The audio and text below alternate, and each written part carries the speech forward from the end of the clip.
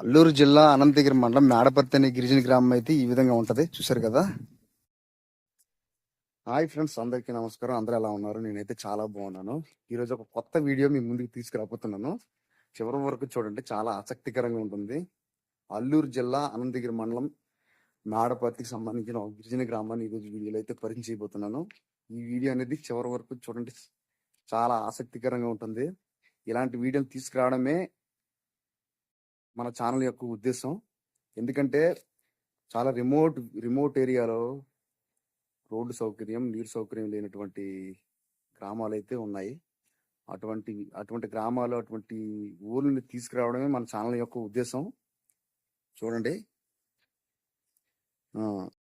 ఇప్పుడైతే స్కూల్లో ఉండే వసతులు ఏవైతే ఉన్నాయో అని నేను చూపిస్తాను. ఇక్కడ స్కూల్కి సంబంధించిన బాత్రూమ్లు అయితే ఉన్నాయి. ఇక్కడ ఏదో చిన్న షెడ్ ఉంది.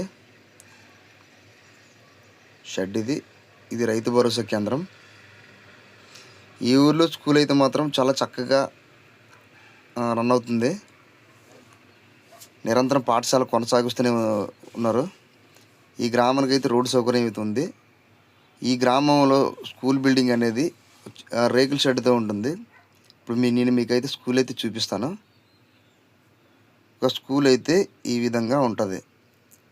చూసారు కదా. స్కూల్ అయితే ఇది తెల్లవారుజామున కాబట్టి స్కూల్ ఎవరు లేరు. ఈరోజు మనం ఆంధ్రప్రదేశ్లో అల్లూరు జిల్లా అనంతగిరి మండలానికి చెందిన ఓ చిన్న గ్రామాన్ని చూడబోతున్నాం. ఈ గ్రామం ప్రత్యేకత ఏంటంటే, ఇది పూర్తిగా ఎగుడు దిగుడు భూమి మీద నిర్మించబడి ఉంటుంది. ఇక్కడ గిరిజనులు తమ ఇల్లును రాళ్ల కోటల మీద కట్టుకున్నారు. ఈ ఇల్లు చూడడానికి చాలా అందంగా, ఆకర్షణీయంగా ఉంటాయి. ఈ గ్రామంలో ఇళ్ళన్నీ గట్టి రాళ్ల కోట మీద నిర్మింపబడి ఉండటంతో వాటికి ఒక ప్రత్యేక శైలి అనేది ఉంటుంది. ఈ రాళ్ళు కోటలు ఓ ప్రకృతి అందాన్ని మధ్య నిలిచిన ఈ గ్రామం చూసేవారికి నిజమైన కనువిందుగా మారుతుంది. ఇక్కడ ప్రజలు సాంప్రదాయ జీవనశైలిని ఈ గ్రామాన్ని సందర్శించినప్పుడు మీరు కొండలు, లోయలు, ప్రకృతి రమణీయతతో మైమరిచిపోతారు. ఎటు చూసినా పచ్చదనం, ఎత్తైన కొండలు, లోయలు, సెలయేర్లు, లేక్లు అటువంటి ఈ గ్రామం చుట్టూ ఉంటాయి. సందులు, రాళ్ళ కోటలు, మట్టి గోడలతో నిర్మించుకున్న పెంకుటిల్లులు, అక్కడక్కడైతే మనకు స్లాపిల్లు, డాబీలు అయితే కనిపిస్తూ ఉంటాయి. చూసారు, ఎటు చూసినా ఈ ఊరు చుట్టూ రాళ్ళు కోటలు. గ్రామం అయితే ఈ విధంగా ఉంటుంది. ఇప్పుడు మనం అయితే కిందకి వెళ్తాం. ఇక్కడ పశువులు ఇవి చూసారా, కోటల మీద ఎంత అందంగా కట్టుకున్నారు ఇల్లు. ఇవి రాళ్ళు కోట. ఈ రాళ్ళు కోట పైన ఇల్లు అయితే ఉన్నాయి. చూసారు కదా. ఇలాంటి రాళ్ళు కోటలతో ఉండే గ్రామాన్ని మీరు ఎప్పుడైనా చూసారా? చూస్తే కామెంట్ చేయండి. ఇప్పుడైతే మనమైతే ముందుకు వెళ్ళిపోదాం. చిన్న గ్రామం మొత్తం అంతా కలిపి ఒక 40 ఇల్లులు, 50 ఇల్లు ఉండొచ్చు. సీసీ రోడ్లు కూడా వేసుకోవడానికి అసలు అనువుగా లేదు. ఈ గ్రామం అయితే ఎగుడు దిగుడుగా ఉండడం వల్ల ఈ ఊరి నిండా మేకల పాకలు, పశువు పాకలు అయితే చుట్టూ ఉన్నాయి. ఎలుగులు, కర్రలు అయితే వర్షాకాలం తెచ్చుకోవడానికి ఇబ్బంది లేకుండా కర్రలు అయితే తెచ్చుకున్నారు. ఈ ఊరి నిండా పశువుల పాకలు అయితే ఎక్కువ ఉన్నాయి. ఇది ఒక పశువుల పాక. ఇది అరటి తోట. ఇదంతా కూడా ఊరు, పశువుల పాకలు మొత్తం అన్ని కలిపి ఉన్నాయి ఇక్కడ.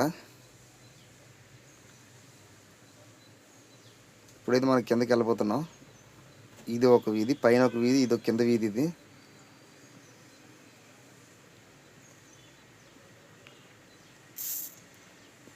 చూసారా, మట్టి కోటలు. ఆ పైన ఎత్తుగా ఉంది, కింద డౌన్గా ఉంది. మెట్లు ఏ విధంగా అయితే ఉంటాయో ఊరు ఆ విధంగా ఉంది.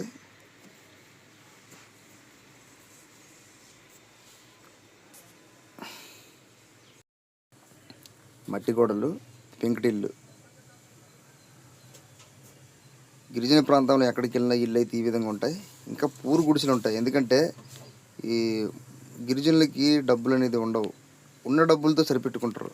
అలాగని గిరిజనుడు ఎవడికి మోసం చేయడం తెలియదు. ఉన్నది ఉన్నట్టుగా మాట్లాడడం, నిజాయితీగా బ్రతకడం గిరిజనుడి యొక్క నిజాయితీ. చూసారు కదా. ఈ గ్రామం అయితే ఇది ఇలా ఉంది వంటపాక. ఇది ఇక్కడ ఇప్పుడు వంట చేస్తుంది. మనమైతే ఇప్పుడు బయటికి వెళ్ళిపోతున్నాం. ఇక్కడ ఒక మేకల పాక ఉంది, పశువుల పాక మేకల పాక కాదు, పశువుల పాక ఉంది. ఇది పాక చూసే లోపల పశువులు అయితే ఉన్నాయి.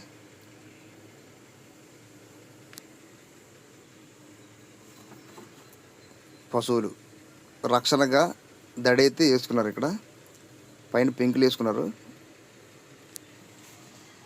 కర్రలు. ఇవి బయట నుంచి దూరం నుంచి చూస్తే ఈ విధంగా ఉంటుంది పశువుల పాక. ఇక్కడ మళ్ళీ రాళ్ళకోట. నేను ఈ ఊరు చుట్టూ రాళ్ళు కోటలతో నిర్మింపబడిన ఊరైతే ఉంటుంది. రాళ్ళు కోటలపైన నిర్మించుకున్న ఇల్లు ఈ విధంగా ఉంటుంది.